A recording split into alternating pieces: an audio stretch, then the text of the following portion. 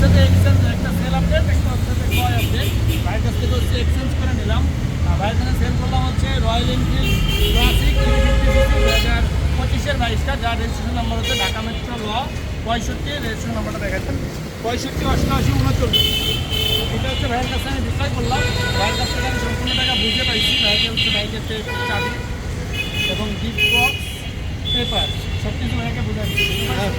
আচ্ছা, আজকের তারিখটা হচ্ছে 25/1/2025, সরি 5/1/2025। আজকের আগে থেকে এই বাইকের যদি কোনো প্রকার মামলা মোকদ্দমা বা আইন যদি কোনো কাজের সাথে এই ব্যক্তি জড়িত হয়ে থাকে, সেটা ড্রাইভার হচ্ছে যে আমি গ্রহণ করবো। আজকের পর থেকে আইন যদি কোনো কাজের সাথে এই ব্যক্তি জড়িত হয়ে থাকে, সেটা ড্রাইভার হচ্ছে ভাই গ্রহণ করবে।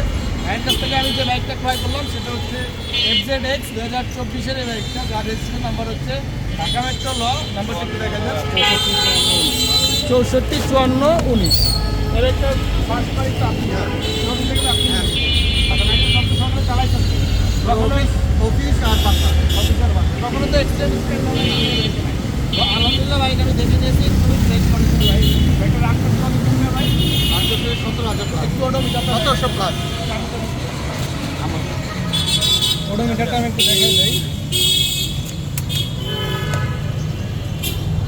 1739 কিলোমিটার। এটা কিন্তু 100% অথেন্টিক ভাই। হ্যাঁ, মিটার টেম্পার তো করা যায়। ঠিক তো আমার ভাই এটা বুঝেই না। তো আসলে আমরাও এই ধরনের কোনো ইস্যুর সঙ্গে জড়িত নাই।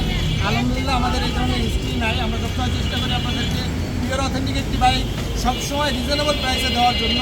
এবং আমরা যখন বাইক ক্রয় করি সাথে সাথে কাস্টমারের কাছ থেকে যখন ক্রয় করি সেটার আপডেটও আপনাদেরকে দিয়ে থাকি।